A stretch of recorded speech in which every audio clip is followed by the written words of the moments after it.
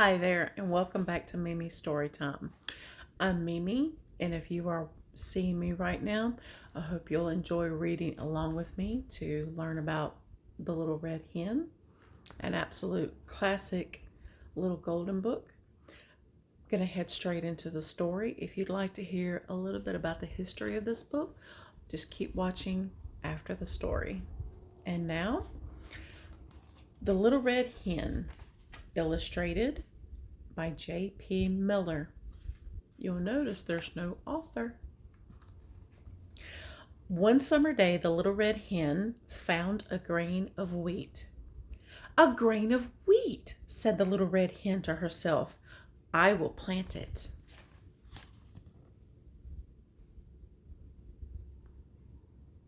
With her little straw hat on her head. She asked the duck, will you help me plant this grain of wheat?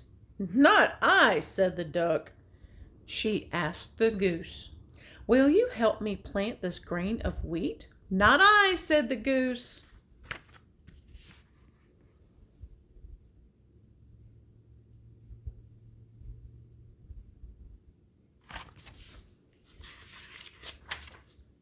She asked the cat, will you help me plant this grain of wheat? Not I, said the cat. She asked the pig, will you help me plant this grain of wheat? Not I, said the pig.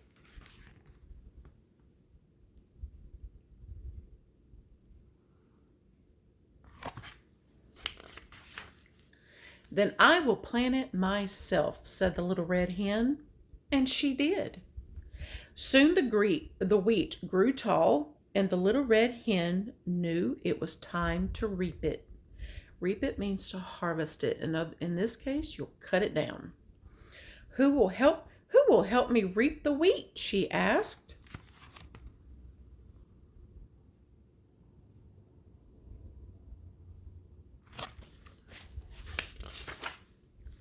Not I, said the duck. Not I, said the goose. Not I, said the cat. And not I, said the pig.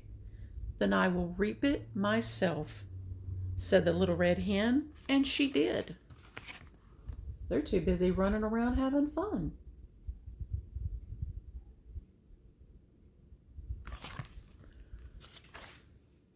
She reaped the wheat, and it was ready to be taken to the mill and made into flour.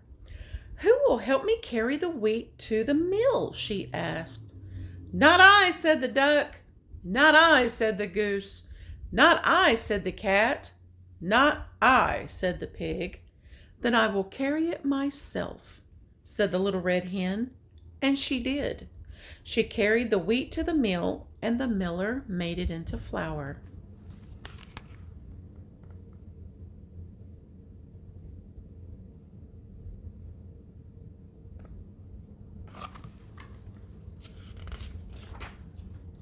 When she got it home, she asked, who will help me make the flour into the dough? Not I, said the duck. Not I, said the goose. Not I, said the cat. Not I, said the pig. Then I will make the dough myself, said the little red hen, and she did. Soon the bread was ready to go into the oven. And that's them all telling her they're not going to help her make that wheat into a dough for bread. Is she crazy? And her cute little chef's hat. Who will help me bake the bread? said the little red hen. Not I, said the duck. Not I, said the goose. Not I, said the cat. Nor I, said the pig. And they're just, duck and goose are too busy playing, and pig is playing his violin, and the cat's got his fishing stuff. Okay, so none of them have helped her plant the wheat seed. None of them helped her harvest it. None of them helped her carry it to the mill to be made into flour. None of them helped her make the dough. None of them helped her bake the bread. That's not good. So none of them are helping her bake it. Then I will bake it myself, said the little red hen, and she did. After the loaf had been taken from the oven, it was set on the windowsill to cool off. Back then, people didn't have air conditioners, so when they would bake things and they needed it to cool off, they would open a window if they didn't already have it open and put it on the windowsill, and they would let breezes cool that bread or pies or cakes off, whatever the case was. So she's got it on the bread on the windowsill to cool off. And now, said the little red hen, who will help me eat this bread? I will, said the duck.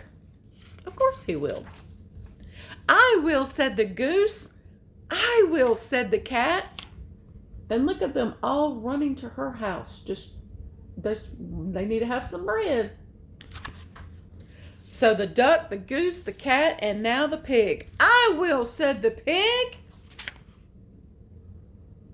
sticking his whole body through her door. No, I will eat it myself, said the little red hen, and she did.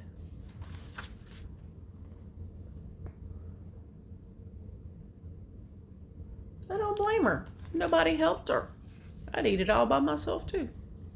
And here she is, all snugly cozy in her bed with her little mop cap on her head. And look, I find this very interesting. She's going to sleep reading a book. It gets too blurry when I put it up close, but the name of the book is The Egg and I. Now, you see this gold spine. This is a little golden book. The book she's reading, The Egg and I, also happens to be another classic little golden book. So that's kind of cool. We've got two books in one. Now on to the history for the little red hen. It's very interesting. I looked this up and I was like, wow, there's just a little bit more to this, but it kind of seems like that. You never know what you're getting with just what seems to be a simple little story. So let's learn about this. This book or this tale has its roots in Russia. So it started over there, and I'm assuming settlers and immigrants, as they moved over here, they brought the story with them.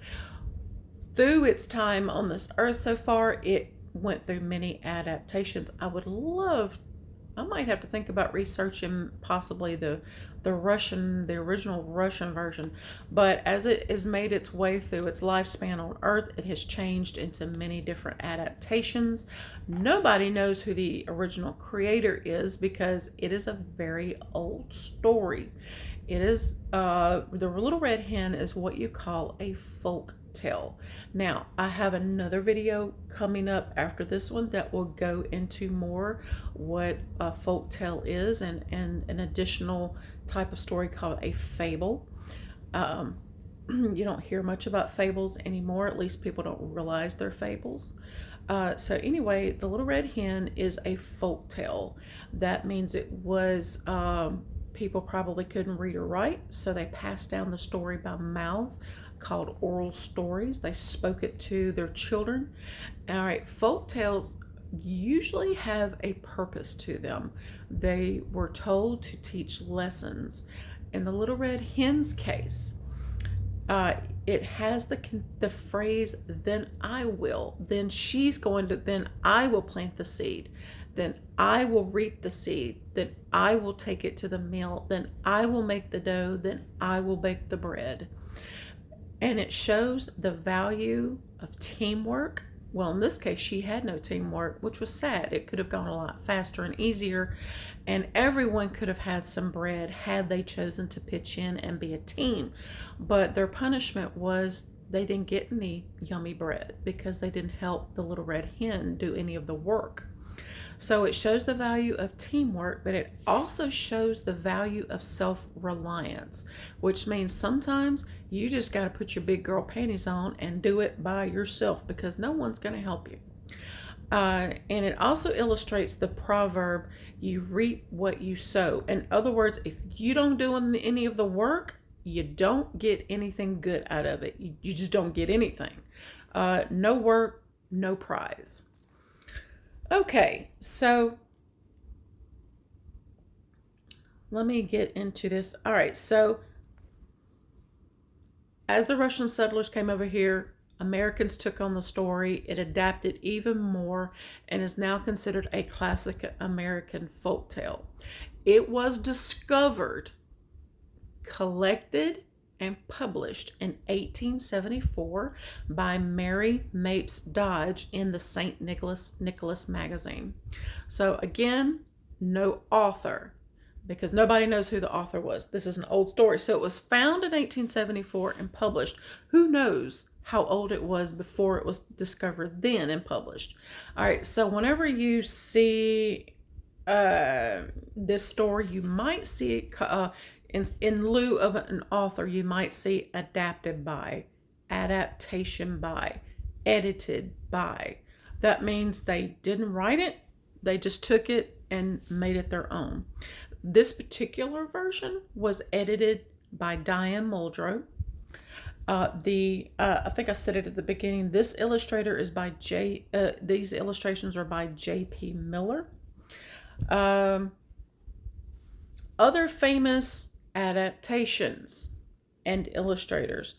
Notable ones are Florence White Williams from 1918, Paul Gaudone from the 1970s, Byron Barton, Jerry Pinkney. Philemon Sturgis has a version called The Little Red Hen and the Pizza. Margot Zimash or Zimak, I'm not sure how to pronounce that. Leslie Kimmelman has a Jewish version called The Little Red Hen and the Passover Matzah. Brenda Mayer made a version called The Little Red Fort, which has a little girl named Ruby in it. I've not read that version. Helen Kettleman made a one that is called Armadillo Chili, and it is an American Southwest themed version of The Little Red Hen. And you might wonder to yourself, well, why adaptations? I mean, it's just the same story, right? Not always.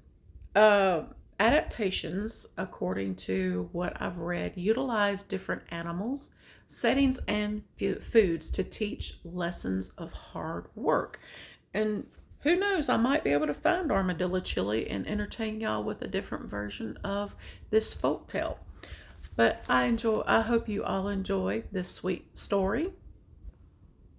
You gotta work if you want the good stuff.